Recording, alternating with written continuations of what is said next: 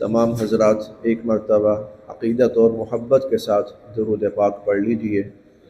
اللہم صل علی محمد وعلی آل محمد كما صليت على إبراهيم وعلى آل إبراهيم إنك حميد مجيد اللهم بارك على محمد وعلى آل محمد كما باركت على إبراهيم وعلى آل إبراهيم إنك حميد مجيد جزا الله عنا سيدنا محمد صلی اللہ علیہ وسلم۔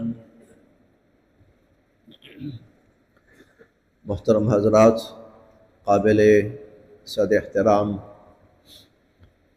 معزز سامعین،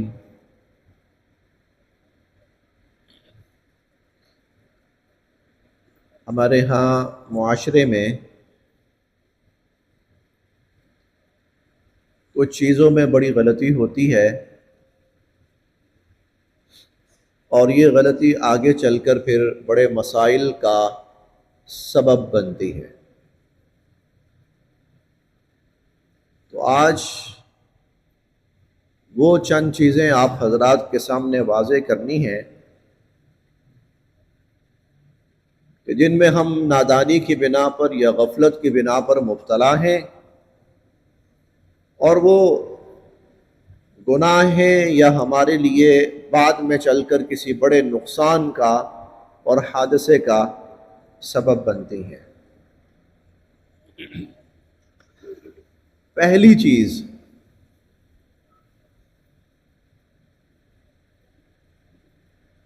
آپ نے ایک لفظ سنا ہوگا، بہت مشہور ہے، عام ہے، آپ نے اس بینر بھی پڑھے ہوں گے اس پر،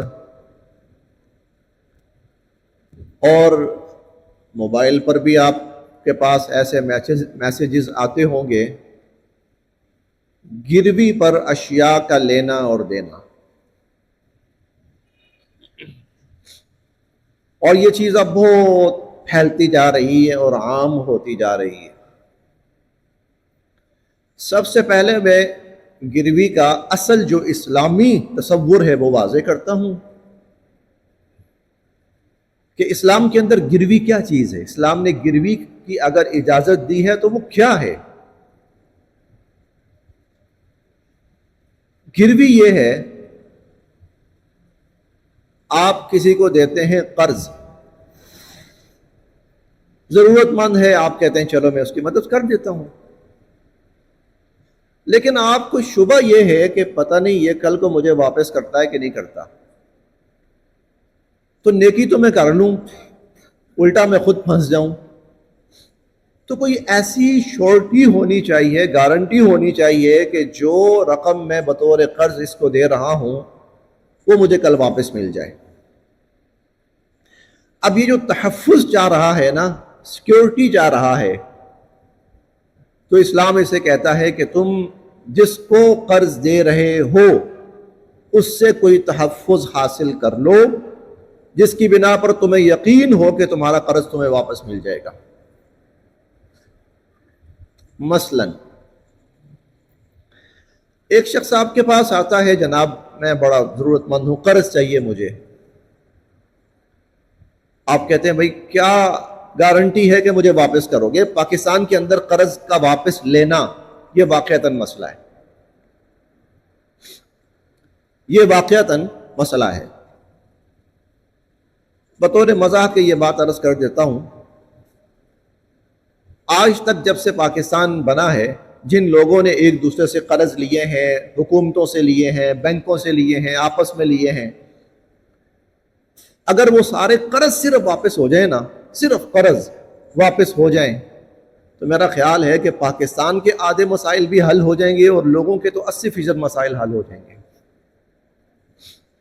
ہمارے ہاں بہرحال قرض کا واپس لینا ایک مسئلہ۔ اب آدمی قرض دینا چاہتا ہے، ٹھیک ہے بھی میں دے دیتا ہوں، لیکن مجھے واپس ملے گا کہ نہیں ملے گا؟ تو اس کے لیے اسلام یہ چاہتا ہے کہ تم اس سے گروی کا معاملہ کر سکتے ہو۔ گروی کا معاملہ کیا ہے؟ یہ لو بھائی، یہ میں آپ کو قرض دے رہا ہوں، کیا گارنٹی ہے واپس کرو گے؟ وہ کہتا ہے بھائی صاحب یہ میرے گھر کے کاغذات ہیں، رجسٹری ہے، یہ آپ رکھیے، جس دن میں آپ کا قرض آپ کو واپس کروں گا آپ رجسٹری مجھے واپس کر دیجئے گا۔ اس میں کیا ہے؟ صرف یہ ہے کہ جو قرض دے رہا ہے اسے یہ یقین ہے کہ میرا پیسہ مجھے واپس ملے گا۔ یا آدمی کہتا ہے جناب میں آپ سے قرض لے رہا ہوں، آپ کو گارنٹی چاہیے نا، یہ میری گاڑی ہے، گاڑی کے کاغذات ہیں، یہ آپ رکھیے، جس دن میں آپ کو، یا میری موٹر سائیکل ہے، موٹر سائیکل کے کاغذات ہیں، آپ رکھیے، جس دن میں قرض آپ کا واپس کروں گا آپ میرے کاغذات مجھے واپس کر دیجئے گا۔ اب جو قرض لینے والا ہے اسے سہولت ہے کہ اس کا مسئلہ پیسے سے حل ہو جائے گا، اور جو قرض دینے والا ہے اسے یہ یقین ہے کہ میرا قرض مجھے واپس ملے گا۔ گروی یہ ہے، گروی میں صرف اتنی شورٹی ہوتی ہے کہ میں جو قرض دے رہا ہوں مجھے واپس ملے گا، گروی یہ ہے۔ اب اس سے آگے چلیے، اسلام جو قرض کا معاملہ ہے نا، قرض کا، اسلام اس کے عوض کسی قسم کے نفع کی اجازت نہیں دیتا۔ بھئی قرض لے کر آپ، قرض کسی کو دے کرنا، آپ نے اس سے نفع نہیں لینا، اس کو فی سبیل اللہ چھوڑو۔ اسی لیے قرآن کریم کے اندر جہاں قرض کا لفظ آتا ہے وہاں قرض حسنہ کا لفظ آتا ہے۔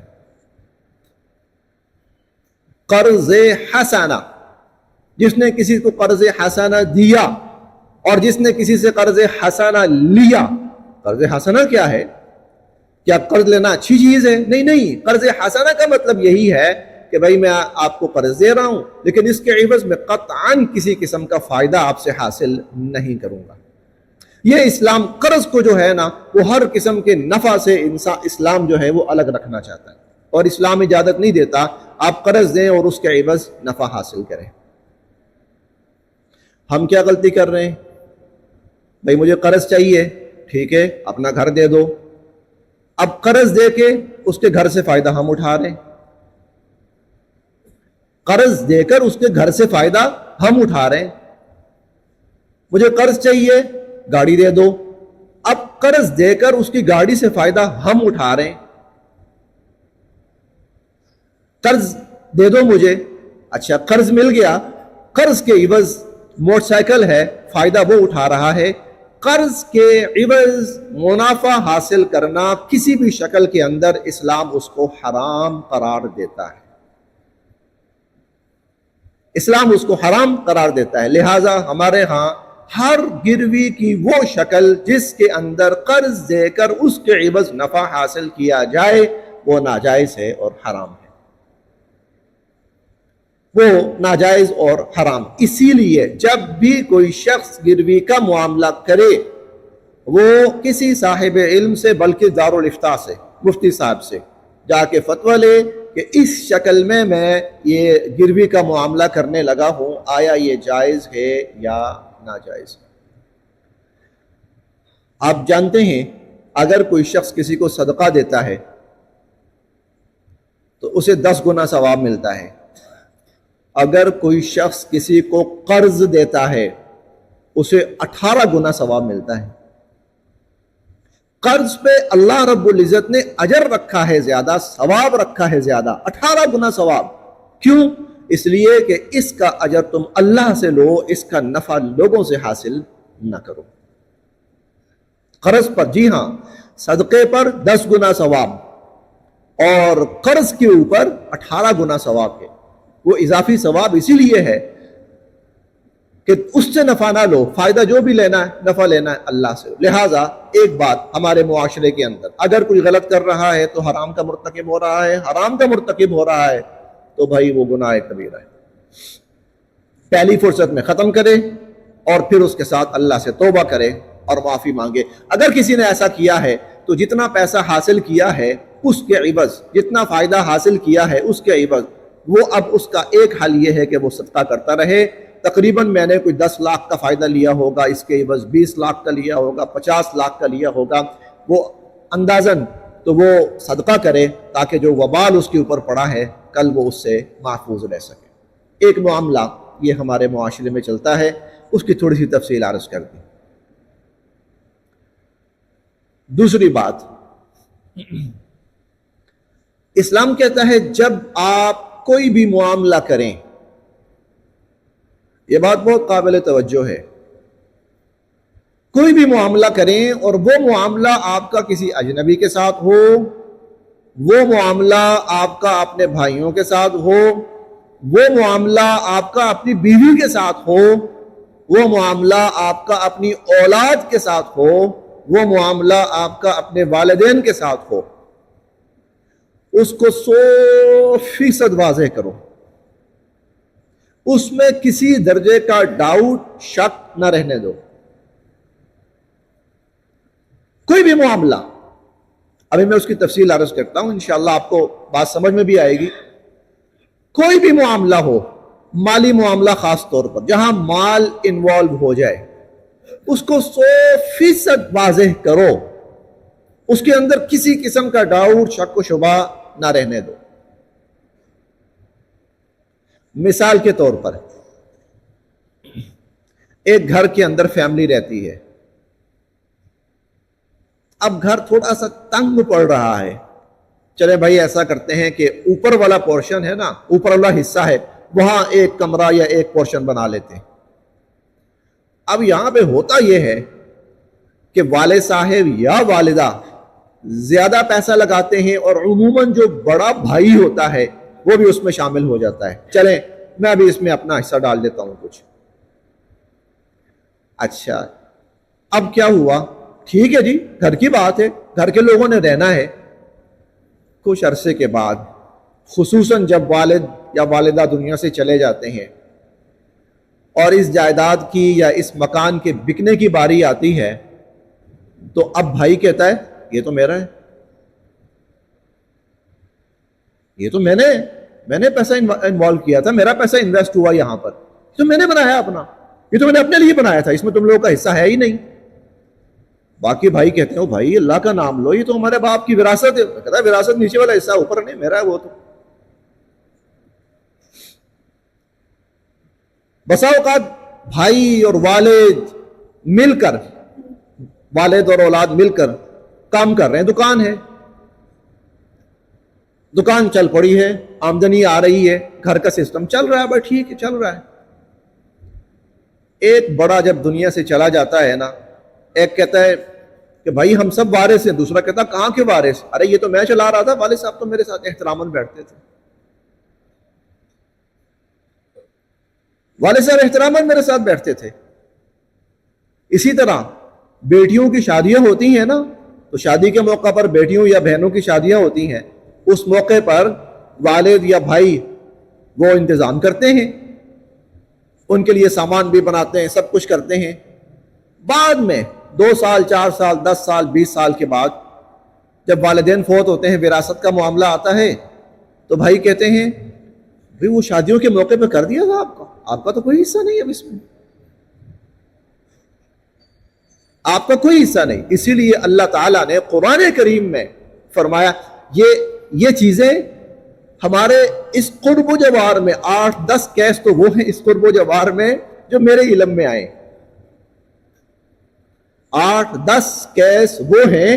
ابھی جب میں بات کر رہا ہوں تو آپ کے ذہنوں میں 2-2 4-4 6-6 کیس ایسے آ گئے ہوں گے کہ فلاں جگہ ایسا ہوا تھا، فلاں جگہ ایسا ہوا تھا، فلاں جگہ ایسا ہوا تھا۔ کہیں پلاٹ خریدنا ہے نا، تو والد صاحب کہتے ہیں کہ بیٹوں سے کہتے ہیں بیٹا اب نا پلاٹ خریدتے ہیں، ہمیں کل کو ضرورت پڑے گی، ٹھیک ہے جی، 50,000 اس نے ڈال دیا، لاکھ اس نے ڈال دیا، 2 لاکھ اس نے ڈال دیا، 10 لاکھ والد نے ڈال دیا۔ اب کل جب بکنے کی باری آئے گی نا، اس وقت تو چلیں ضرورت ہے یار، میں بھی کچھ کرتا ہوں آپ بھی کچھ کریں، کل جب بکنے کی باری آئے گی تو پتہ لگا جی 10 لاکھ والا جو پلاٹ تھا وہ 2 کروڑ کا ہو گیا ہے۔ اب ہر بندہ اپنا کیلکولیٹر لے کے بیٹھ جائے گا، جی میری جو اس کے اندر ریشو تھی نا وہ اتنی ہے، میری انویسٹمنٹ اتنی ہے، اور خدا نہ خواستہ اگر کوئی ایک آدھ بھائی اس میں شامل نہیں تھا تو کل اگر کوئی بڑا دنیا سے چلا جاتا ہے تو پیچھے کہتے ہیں بھائی یہ تو ہم 2 بھائیوں نے مل کے خریدا تھا، تیرا تو اس میں لینا دینا ہی کوئی نہیں ہے۔ اور بہنیں ارے تم لوگ کہاں سے آ گئی ہو، یہ تو بڑا بھائی اور میں اور فلاں اور والد صاحب اور اس طرح، اور میں نے والد صاحب کو بعد میں پیمنٹ کر دی تھی اور ایسا ہو گیا تھا. اسی لیے اسلام یہ کہتا ہے آپ جب بھی کوئی معاملہ کریں وہ بالکل 100% واضح ہونا چاہیے. اسلام کا بڑا پیارا اصول، اس کو یاد رکھ لیجئے. وہ اصول یہ ہے کہ تعاشروا کالاخوان تعاملوا کالاجانب. تعاشروا کالاخوان، بھائیوں کی طرح رہو، جب رہو بھائیوں کی طرح رہو. تعاملوا کالاجانب، اور جب کوئی معاملہ کرو نا تو بالکل اجنبیوں کی طرح کرو. معاملہ کرو بالکل اجنبیوں کی طرح. بھائی مجھے پیسے چاہیے، ٹھیک ہے دیتا ہوں. بطور مدد دے رہے ہو یا بطور تعاون دے رہے ہو یا بطور صدقہ دے رہے ہو، واضح کرو کہ بھائی یہ پیسہ میں تمہیں دے رہا ہوں اور یہ پیسہ قرض ہے، یہ پیسہ قرض ہے، یا میں دے رہا ہوں بھائی یہ تحفہ ہے، اس کی واپسی نہیں ہے. یا کوئی پلاٹ لیا ہے، اس میں ہم صرف 3 افراد شامل ہیں، یہ چوتھا فرد اس میں شامل نہیں ہے.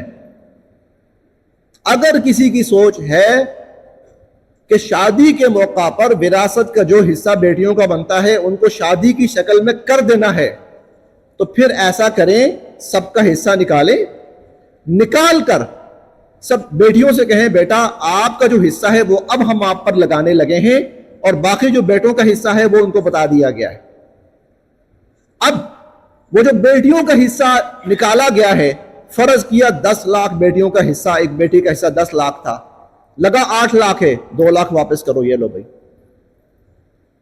2 لاکھ اس کو واپس کرو کہ یہ لو بیٹا آپ کا حصہ، چونکہ ہم وراثت میں سے لگا رہے ہیں، جو ترکہ بنے گا اس میں سے لگا رہے ہیں، اس میں سے 10 لاکھ آپ کا حصہ بنتا تھا، 8 لاکھ لگا ہے، یہ 2 لاکھ آپ کا واپس. اور اگر زیادہ لگا ہے تو پھر یا تو ان سے لیں اور یا پھر یہ ہے کہ ان کو معاف کر دیں، ٹھیک ہے بھی ہماری طرف سے یہ تحفہ ہے آپ کے لیے. جی تو اسلام یہ کہتا ہے، کئی دفعہ ایسا ہوتا ہے شادیاں ہوتی ہیں اور گھر والے کر دیتے ہیں مل جل کر، اور بعد میں جب وراثت کی باری آتی تو آپ کا تو کر دیا تھا شادی کے موقع پر، آپ کا تو وراثت میں حصہ ہی کوئی نہیں. آپ نے کب یہ بات کہی تھی کہ جی آپ کا حصہ وراثت شادی کے موقع پر کر دیا گیا ہے؟ کوئی ایسی بات. اس لیے اسلام کسی کو اولے میں نہیں رکھنا چاہتا. حضور علیہ الصلوۃ والسلام تو یہاں تک فرماتے ہیں کل امر مفض الی النزاع فهو باطل.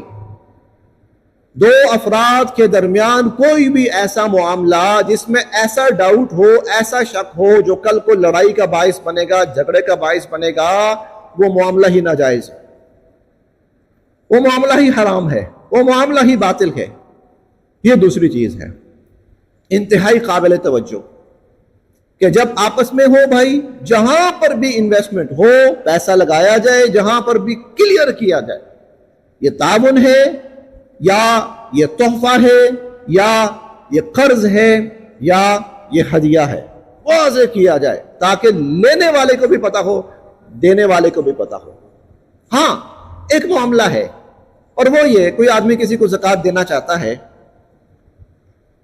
اب یہ سوچ کر کہ اگر میں اسے کہوں یہ زکوٰۃ ہے تو کہیں وہ مائنڈ نہ کرے، اس کی سیلف ریسپیکٹ وہ مجروح نہ ہو، تو وہ اس کو زکوٰۃ کا نام نہیں دیتا، بلکہ یہ کہتا بھائی یہ میری طرف سے آپ بچوں کی عیدی ہے، یا آپ کے لیے میں آ رہا تھا، سوچا آپ کو کیا لے کے جاؤں، چلیں آپ اپنی مرضی سے جو چاہیے گا خود ہی لے لیجئے گا.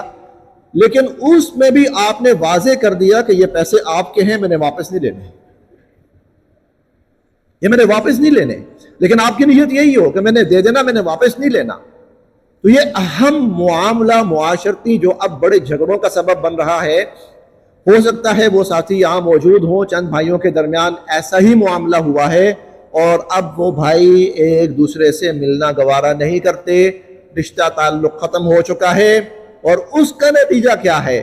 نتیجہ یہ ہے کہ حضور علیہ الصلوۃ والسلام فرماتے ہیں کہ قاطع الرحم، جو رشتے توڑنے والا ہے، قطع تعلقی کرنے والا ہے، وہ جنت میں داخل نہیں ہوگا.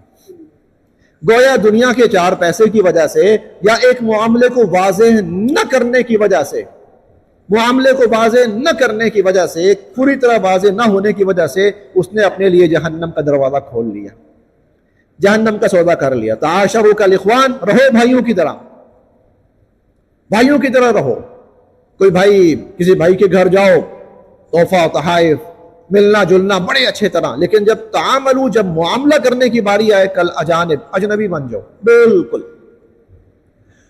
آپ دیکھیں قرآن کریم کی سب سے بڑی آیت، حجم کے اعتبار سے، سائز کے اعتبار سے، الفاظ کے اعتبار سے، قرآن کی سب سے بڑی آیت کیا ہے؟ آیت یہ ہے، اگر آپ نے قرضہ لینا ہے تو کیسے لینا ہے، اور آپ نے قرضہ دینا ہے تو کیسے دینا ہے۔ اللہ تعالیٰ فرماتے ہیں، اور یہ نہیں کہا کہ یہ معاملہ جب باہر والوں کے ساتھ ہو تو ایسے، نہیں نہیں نہیں، بھائی سے قرضہ لینا ہے، باپ سے قرضہ لینا ہے، بہن سے قرضہ لینا ہے، خالہ سے لینا ہے۔ اللہ تعالیٰ فرماتے ہیں جب قرض کا لین دین ہونے لگے تو اس صورت میں کیا کرو، کم از کم 2 گواہ موجود ہوں، اور 2 گواہوں کی موجودگی کے اندر وہ جو قرض کا معاملہ ہے وہ ریٹن ہونا چاہیے، تحریراً۔ قرآن یہ نہیں کہتا، قطعاً یہ نہیں کہتا کہ جب بھائی آپس میں قرض کا معاملہ کر رہے ہوں تو وہ نہ لکھیں، نہیں، قرآن کہتا بھائی ہیں تب بھی لکھیں، تب بھی لکھیں۔ اور یہاں تک اللہ تعالیٰ فرماتے ہیں کہ وَلَا تَسْأَمُوا أَن تَكْتُبُوهُ صَغِيرًا أَوْ كَبِيرًا إِلَىٰ أَجَلِهِ، تھوڑا قرض لینا ہے، بڑا قرض لینا ہے، معاملہ چھوٹا ہے، معاملہ بڑا ہے، خبردار لکھنے میں سستی نہ کرنا۔ او کیا لکھنا، کیا لکھت پڑت جناب، وہ ہمارے ایک لفظ ہوتا ہے زبانی قرآنی، ایمانی قرآنی، کوئی ایمانی قرآنی نہیں ہے۔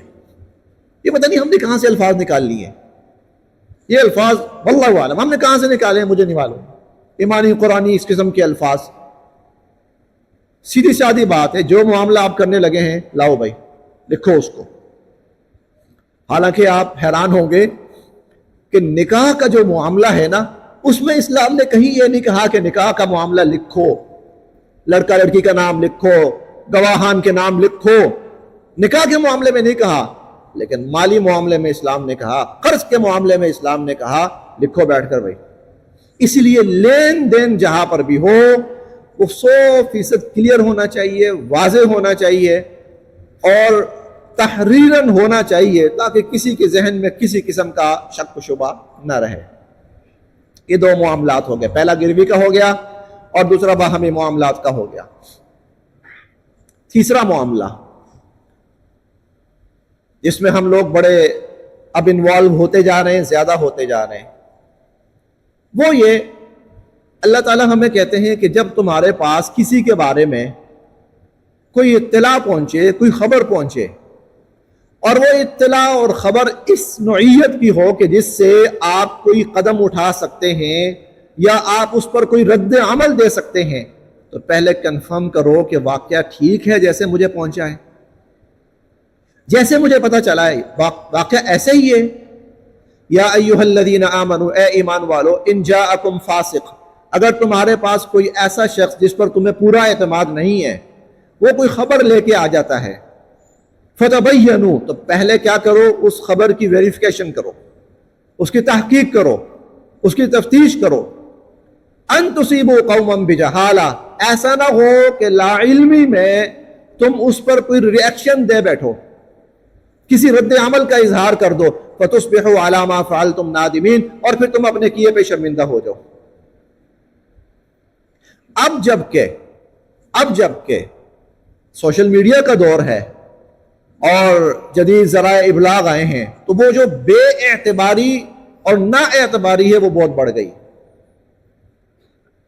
آج بہت زیادہ ضرورت ہے جب بھی ہمارے پاس کوئی واقعہ آئے، اطلاع آئے، خبر آئے، جس سے ہمارے ایمان یا یقین یا جس پر ہمارے رد عمل کا دار و مدار ہو۔ ایک تو یہ ہوتا ہے نا، ہمیں کسی نے کہا یار ایسے ہوا، میں کہتا ہوں مجھے کیا ہے بھائی، ہوا تو ہوتا رہے، میرا اس سے کوئی لینا دینا ہی نہیں ہے، وہ چیز ٹھیک ہے غلط ہے کوئی بات نہیں، لیکن کوئی ایسا واقعہ جس پر میں نے رد عمل دینا ہے، کہ جس پر میرے تعلقات کی نوعیت ہے، جس سے میرے ایمان کا مسئلہ ہے، تو فتبین، پھر ایک دفعہ خوب تحقیق کرو، ان تصیبوا قوما بجہالہ، ایسا نہ ہو کہ تم لا علمی میں کوئی ریئیکشن دے بیٹھو، فتصبحوا علی ما فعلتم نادمین، بعد میں اپنے کیے پہ شرمندہ ہو جاؤ۔ آج کل سوشل میڈیا کا دور ہے، آج کل بہت زیادہ تحقیق کی ضرورت ہے۔ جب تک کوئی تحقیق نہ ہو اس وقت تک کوئی بھی بات آگے کرنے سے گریز کیا جائے۔ ہمیں یہ ہوتا ہے نا، زیادہ سے زیادہ وائرل کرو، سینڈ کرو، یہ بھی ایک حماقت چل پڑی ہے، جہالت چل پڑی ہے اب، خصوصاً جب کہ یہ اے آئی ٹیکنالوجی آئی ہے، بہت سے لوگ جانتے ہی ہوں گے، جدید نوجوان تو جانتے ہی ہوں گے، اے آئی ٹیکنالوجی جو آئی ہے اس کے بعد تو بہت زیادہ تحقیق کی ضرورت ہے۔ کسی شخص کی کوئی بات سنیں تو اس بات کو پورا سمجھنے کی کوشش کریں، کسی کی کوئی بات سنیں، اس بات کو پورا سمجھنے کی کوشش کریں کہ یہ بات پوری کیا ہے۔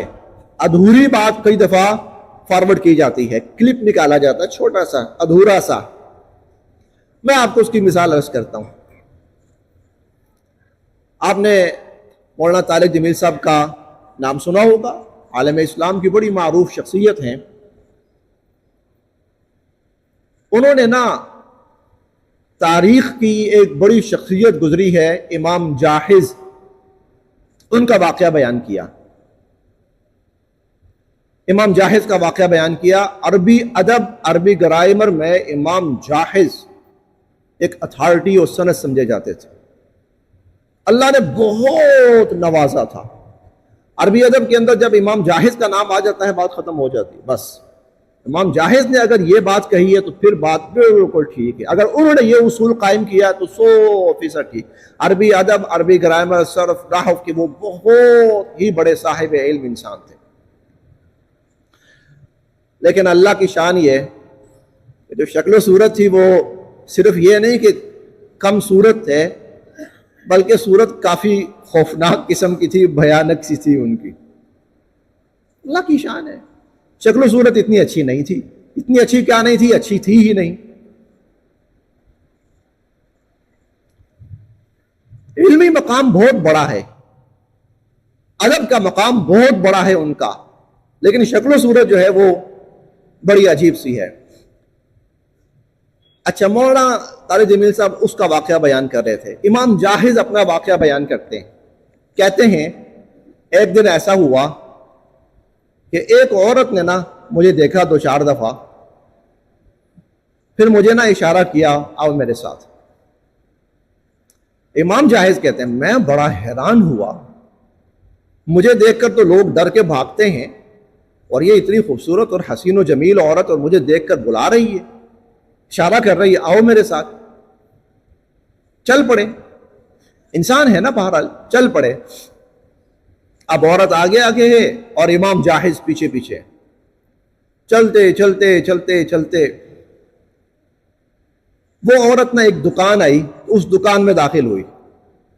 امام جاحظ پہلے رک گئے، اندر جاؤں کہ نہ جاؤں، کہنے لگے چلو یہاں تک آ گیا ہوں اندر بھی چلا جاتا ہوں۔ اندر گئے تو دکان کے اندر ایک مصور بیٹھا ہوا تھا، پینٹر جو ہوتا ہے تصاویر بنانے والا، وہ بیٹھا ہوا ہے۔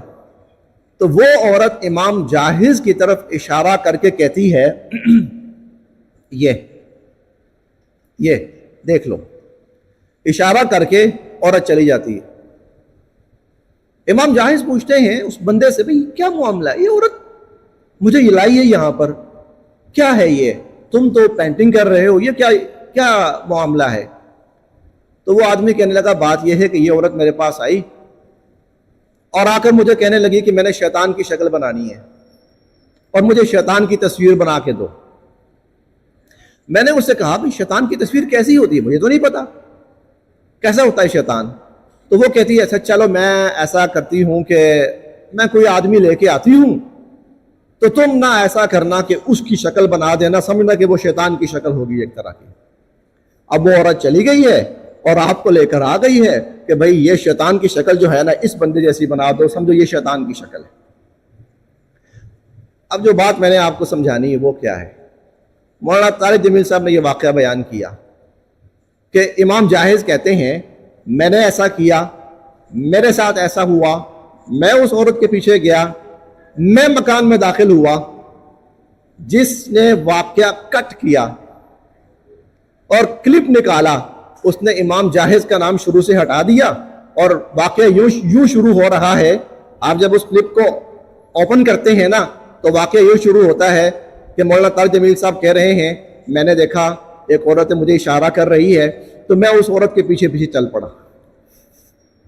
بات سمجھ آئیے آپ؟ اسی لیے میں عرض کر رہا ہوں جب آپ کے سامنے کوئی ایسی بات ہے تحقیق کرو پوری بات کیا ہے،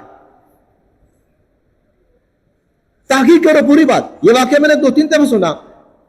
اب مجھے نا بعد میں جا کے واقعہ سمجھ آیا کہ مولانا طارق جمیل صاحب امام جاحظ کا واقعہ بیان کر رہے ہیں. یہ تو وہ عربی ادب کا بڑا معروف انسان تھا، اس کا واقعہ. لیکن جس نے کٹ کیا ہے اس نے شروع سے امام جاحظ کا نام کاٹ کے جہاں سے یہ شروع ہوا نا کہ اس عورت نے مجھے اشارہ کیا، یہاں سے واقعہ شروع ہوا. انا للہ و انا. اب کوئی بھی انجان سننے والا سوچے گا یار یہ لوگ یہ دین کی تبلیغ کریں گے، یہ لوگ اسلام بتائیں گے ہمیں. اپنا کردار ان کا یہ یا ایھا الذین آمنوا ان جاءکم فاسق بنبأ فتبینوا ان تصیبوا قوما بجہالہ. اسی لیے آج کل آپ تک کوئی بھی ایسی خبر پہنچے جس پر آپ کا کوئی رد عمل ہونا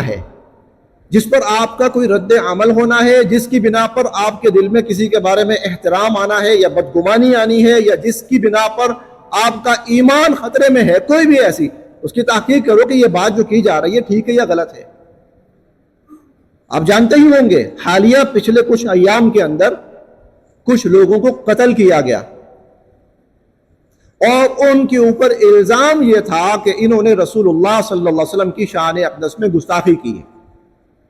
بھائی اگر گستاخی کی ہے تو وہ تو واجب القتل ہے، لیکن گستاخی کی ہے اس کا نہیں پتا. سنا ہے جی کی ہے، سنا ہے جی ایسا ہوا ہے. بھائی آج کل یہ جو اکاؤنٹ ہے اس کا ہیک ہو جانا، غلط استعمال ہو جانا، کسی اور کی طرف سے استعمال ہو جانا، یہ تو کوئی بات ہی نہیں ہے، یہ تو بڑی چھوٹی سی بات ہے. یہ ہے ایک اہم ترین معاملہ کہ جس کے اندر کئی دفعہ ہم لوگ، میں اپنی بات عرض کرنے لگا ہوں، تھوڑی سی بات معیوب شاید لگے اس جگہ کے حوالے سے، لیکن میں آپ کو بتانے لگا ہوں کہ ان چیزوں کا انسانی ذہن کے اوپر کتنا اثر پڑتا ہے. مولانا طارق جمیل صاحب ہی کا واقعہ ہے، بہت شروع کی بات ہے جب ابھی یہ موبائل نہیں تھے. ایک تو اینڈرائڈ موبائل آئے ہیں نا، ٹچ موبائل، یہ نہیں، ابھی وہ سمپل موبائل وہ بھی نہیں تھے. تو بالکل شروع میں نا میں نے کمپیوٹر تھوڑا سا استعمال کرنا شروع کیا.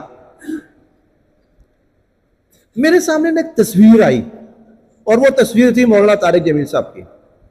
اس وقت تک مجھے یہ جو ہوتے ہیں نا غلط حرکات، اس کا مجھے اتنا نہیں پتا تھا. یکدم میرے سامنے تصویر آئی مولانا طارق جمیل صاحب کی، اور تصویر کیا ہے، مولانا طارق جمیل صاحب کھڑے ہوئے ہیں، ساتھ 2 خواتین ہیں، اور ایک ہاتھ ایک خاتون کے کندھے پہ رکھا ہوا ہے اور ایک ہاتھ دوسرے خاتون کے کندھے پر. ابھی میری یہ کم سے کم آج سے 30 سال پہلے کی بات ہوگی. یکدم مجھے جھٹکا لگا، یہ کیا ہے؟ مولانا طارق جمیل صاحب یہ بہت بڑے عالم. تب یہ نیا نا یہاں پر لاہور کا جو اجتماع ہوا تھا وہ سبزہ کے اندر ہوا تھا، جہاں پہ تھانہ ہے نا، تھانہ سبزہ اس کے بالکل سامنے ہوا تھا. اور مولانا طارق جمیل صاحب کا بیان میں نے سامنے وہاں پنڈال کے اندر بیٹھ کر میں نے سامنے سنا تھا ان کا بیان، اور بڑی ان کی عظمت تھی اس وقت. اب بھی ہے الحمدللہ، اب بھی ہے، لیکن اس وقت تو بہت ہی زیادہ عظمت تھی ان کی، بہت ہی زیادہ احترام تھا ان کا. اب ادھر یہ ہے اور ادھر یہ تصویر، یکدم مجھے جھٹکا لگا. اب میں 6-5 میں ابھی اتنی میجورٹی بھی نہیں تھی کہ میں تھوڑی سی ڈیپتھ میں جا کے سوچتا. ابھی عمر چھوٹی سی ہے اور نئی یہ چیزیں ہمارے سامنے آ رہی، یہ کیا ہے، یہ کیا ہے. اسی لیے اسلام یہ کہتا ہے یا ایھا الذین آمنوا، اے ایمان والو، ان جاءکم فاسق، اگر تمہارے پاس کوئی ناقابل اعتبار شخص یا کسی ناقابل اعتبار ذریعے سے کوئی خبر پہنچے، فتبینوا، اس کی خوب تحقیق کیا کرو. اور آج کا سب سے ناقابل اعتبار ذریعہ ہمارا جدید سوشل میڈیا ہے، ہمارا جدید. میں آپ کو اسی سے متعلق ایک اور بات سناتا ہوں، ذاتی بات. یہ تو بہت ہی پرانی بات ہے، شاید یہ بات ہوگی 88 کی یا 89 کی، اتنی بات ہو گئی ہے. تب اخبارات آیا کرتے تھے، اب بھی آتے ہیں، لیکن تب اخبار کا بڑا کریز ہوا کرتا تھا لوگوں کو. یہ 1 اپریل جب آتی ہے نا تو اپریل فول منایا جاتا ہے. اب یہ غالباً کہ نوائے وقت اخبار تھی، اس کے اندر ایک خبر لگی تھی، چھوٹی سی خبر لگی تھی.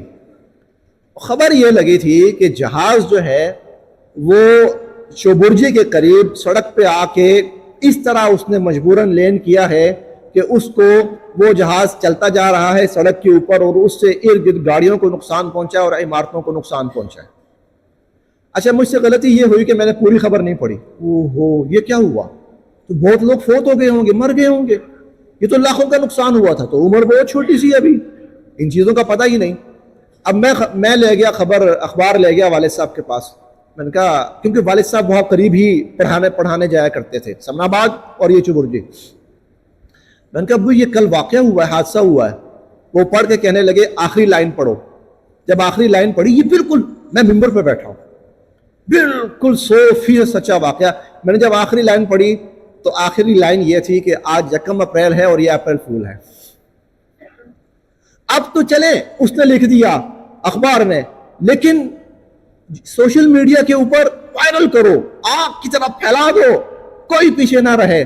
اور ہم لوگ سب سے زیادہ بے وقوف بنتے ہیں، احمق بنتے ہیں، ہماری عقل ماری جاتی ہے، ہماری سوچنے سمجھنے کی صلاحیت جو چیز سب سے زیادہ مارتی ہے وہ آج کا سوشل میڈیا.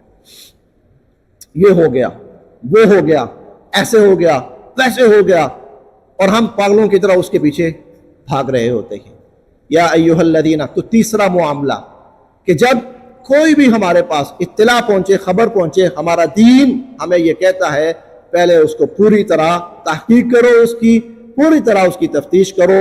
اگر وہ چیز سچ ثابت ہوتی ہے تو بہت اچھا ہے، اس کو پھیلانا ہے پھیلاؤ، اس پر ریاکشن دینا ہے ریاکشن دو. لیکن اگر وہ چیز غلط ہے، اگر وہ چیز جھوٹ ہے، تو پھر اس کو وہیں پر چھوڑ دو اور اس سے اپنے آپ کو چھڑا لو. ایسا نہ ہو اپنا ایمان برباد کر بیٹھو.